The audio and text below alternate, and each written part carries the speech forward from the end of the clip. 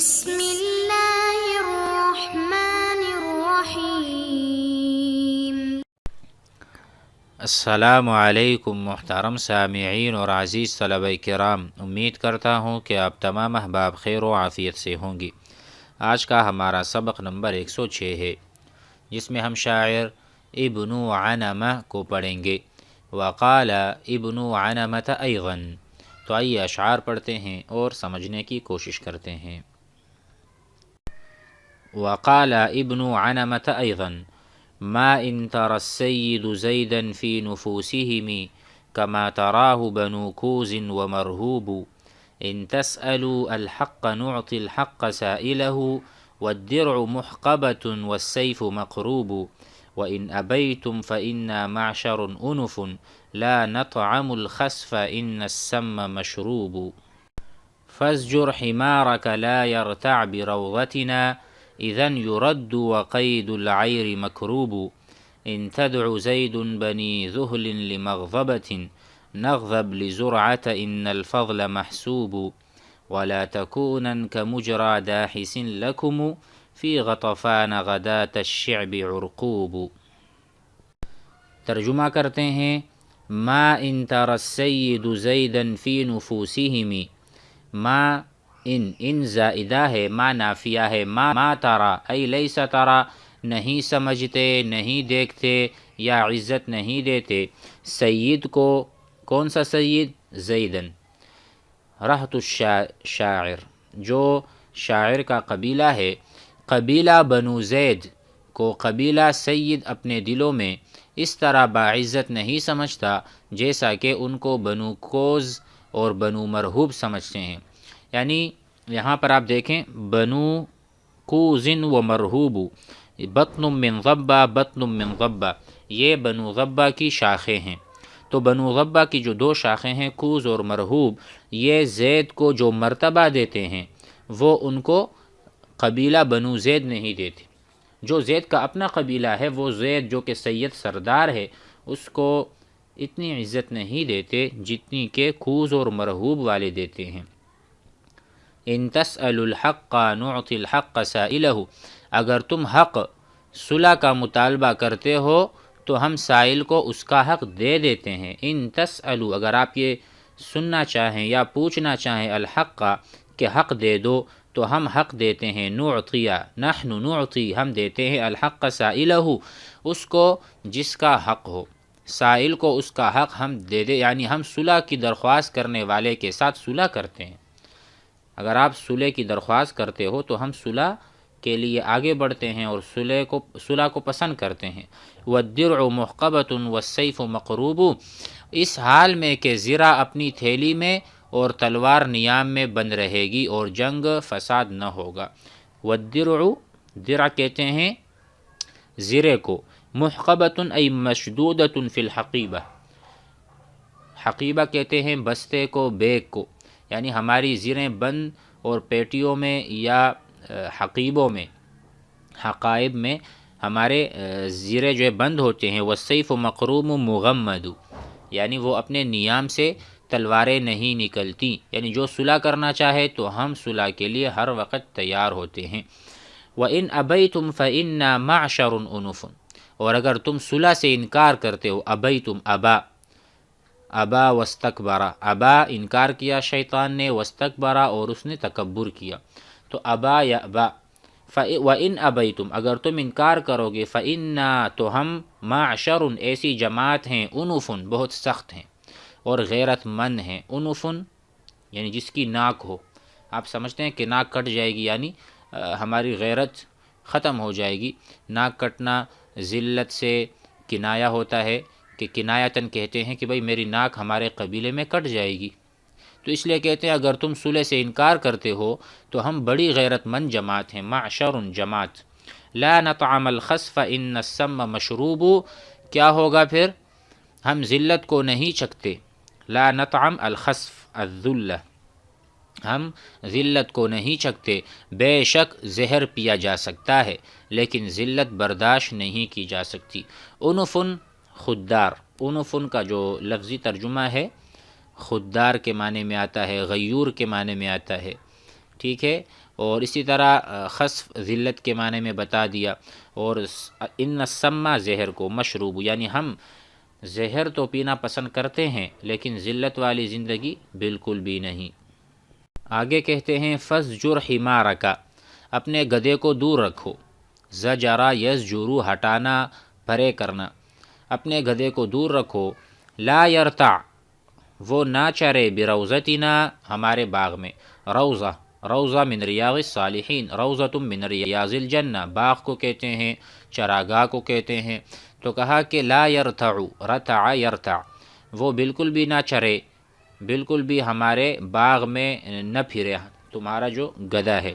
اذن یرد وقید العیر مکروب، اور اگر وہ چرا تو اس وقت وہ اس حال میں لوٹا دیا جائے گا کہ گدھے کی رسی تنگ ہوگی۔ یہ کنایا ہے کھر کاٹ دینے سے، اس کے ہم کھر کاٹ دیں گے، یعنی اگر وہ چرا تو اس کے پاؤں کاٹ دیے جائیں گے۔ اذن اگر وہ چرا، یردو وہ لوٹایا جائے گا، ردا یردو، وقید العیر مکروب اور اس کے جو پیر ہیں وہ کاٹ دیے جائیں گے۔ یہاں پہ قید اور قیود جانور کے پاؤں میں باندھنے کی رسی، مکروب تنگ کو کہتے ہیں، تنگ قیدی پر بیڑی کو تنگ کرنا، تو یہ کہتے ہیں ان کے ہم پیر کاٹ دیں گے۔ ان تدع زید بنی زحل لمغضبۃ، اگر بنو زید بنو زحل کو ہماری لڑائی کے لیے ناراضگی کی وجہ سے بلائیں، ان تدعو دعوت دے دیں، زید زید بنی زحل قبیلے کو، لمغضبۃ لمغضبۃ ہماری ناراضگی کی وجہ سے بلائیں، تو کیا ہوگا، نغضب ہم بھی طیش میں آ جائیں گے، ہم بھی غصہ ہو جائیں گے۔ لزرعۃ ان الفضل محسوب، اپنے جد امجد زرعہ کے ناموس کی خاطر، کیونکہ فضیلت و شرف کا حساب ہوتا ہے، یعنی اولاد کو باپ دادا کی فضیلت کا احساس رہتا ہے، لہٰذا جنگ سے رک کر ہم ذلت نہیں اٹھائیں گے۔ اگر زید قبیلہ زید جو ہے وہ بنی زحل کو ہمارے خلاف بھڑکائے گا، لمغضبۃ لمکروبۃ او لحرب، نغضب ہم بھی طیش میں آئیں گے، لزرعۃ احد اجداد الشاعر کہ ہم اپنے آباء و اجداد کے لیے لڑیں گے، ان الفضل محسوب کیونکہ وہ تو اس سے رتبے میں اور درجے میں بڑھ کر ہیں، تو اس کے لیے ہم کیوں نہ لڑیں۔ ولا تکونن کمجری داحس لکم، اور تمہارے لیے عرقوب گھوڑے کی رفتار ایسی منحوس نہ ہونی چاہیے جیسے کہ داحس گھوڑے کی دوڑ غطفان کے لیے وادی معیس کی صبح منحوس تھی، کہ یہ ان کے لیے بڑی شرانگیز ثابت ہوئی اور جنگ کا سبب بنی۔ ولا تکونن کمجری داحس، داحس جیسے اوپر ترجمے میں بتایا آپ کو کہ داحس گھوڑے کی جو دوڑ تھی وہ غطفان کے مقابلے میں بہت منحوس تھی، اس سے پھر جنگ بڑک اٹھی، تو تمہارا بھی یہ حال نہ ہو جائے۔ فی غطفان غدات الشعب عرقوب، غدات الشعب، غدات الشعب سے مراد یہ ہے کہ جب وادی الشعب حیض کی ترکیبی مراد ہے کہ وادی حیض کی صبح منحوس تھی، تو تمہاری یہ دوڑ منحوس نہ ہو جائے۔ عرقوب گھوڑے کی رفتار، اپنے عرقوب گھوڑے کی رفتار داحس گھوڑے کی سی نہ رکھنا کہ جو غطفان کے لیے جنگ کا باعث اور سبب بنی، تمہارے لیے کہیں یہ جنگ کا سبب نہ بن جائے۔ مزید آگے پڑھتے ہیں، وقال الفضل ابن الاخضر الا ایھا ذا النابح السید اننی علی نأیھا مستبسل من ورائھا۔ اس کا ترجمہ کر لیتے ہیں، اے بنو سید، الا ایھا، اے بنو سید، ذا النابح السید اننی، کہتے ہیں کہ عیب جوئی میں بھونکنے والے، بنو سید کی عیب جوئی میں بھونکنے والے، علی نأیھا علی بعدھا، مستبسل اس کا ترجمہ ہے مرنے یا مارنے کے لیے جنگ میں کود پڑنے والا، ایسا آدمی جو جنگ کے لیے جنگ کے میدان میں کود پڑتا ہے، یا تو مرے گا یا تو لوگوں کو مارے گا۔ تو کہتے ہیں الا ایھا ذا النابح، نبح ینبح، آپ کو پتہ ہے کہ نبح الکلب، جب کتا بھونکتا ہے اس کو نباح الکلب کہتے ہیں۔ تو اے بھونکنے والے سید کے اوپر، اننی علی نأیھا مستبسل، اگر کوئی اس کے لیے یا اس کو مارنے کے لیے نکلے گا تو میں مستبسل ہوں، میں بھی کھود پڑنے والا ہوں، من ورائہا، اس کے پیچھے۔ پورا ترجمہ سن لیں۔ بلا شبہ میں بنو سید سے دوری کے باوجود ان کی حفاظت کے لیے لڑائی میں کود پڑنے والا ہوں، ان کے درے سے، یعنی بنو سید کی عدمی موجودگی میں ان کا دفاع کرتا ہوں۔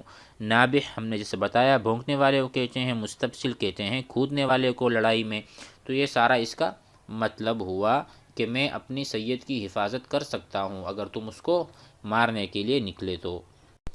دع السید ان السید كانت قبیلة تقاتل یوم الروع دون نسائها على ذاك ودوا اننی فی رکیة تجذ قوى اسبابها دون مائها۔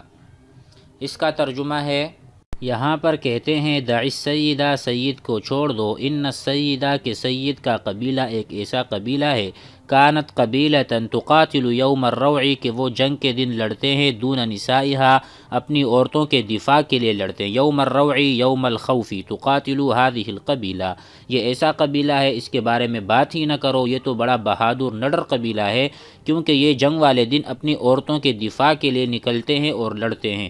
علی ذاک ودوا اننی، اس کے علاوہ کہ میں ان کے دفاع کے لیے نکلتا ہوں، ودوا احب، یہ اس کو پسند کرتے ہیں، فی رکیۃ کہ میں کسی کنویں میں گر جاؤں، تجذ قوی اسبابها کہ ان کی رسیاں، طاقات الحبل ان کی رسیاں بھی کوئی کاٹ لے، اسبابها حبالها دون مائها اور اس پانی میں گرنے کے بعد کوئی طریقہ ہی نہ ہو مجھے نکالنے کا۔ یعنی یہاں پر یہ کہہ رہے ہیں کہ ان سے شکوہ ہے کہ بنو سید کے لیے حالانکہ میں لڑ رہا ہوں، ان کے دفاع میں مست ہوں، مگن ہوں، اس کے باوجود یہ چاہتے ہیں کہ میں کسی رکیہ یعنی کسی بئر میں، کسی کنویں میں گر جاؤں۔ تجذو بمعنی تقطع کہ جس کی رسیاں اسباب کہتے ہیں رسیوں کو، اس کو کاٹ دی جائیں، دون مائها اور میں پانی میں پڑا رہا ہوں اور نکلنے کی کوئی صورت بھی نہ ہو۔ یہ گویا کہ شکوہ کر رہے ہیں۔ امید ہے کہ آج کا سبق بھی آپ حضرات کو سمجھ میں آ گیا ہوگا۔ والسلام علیکم۔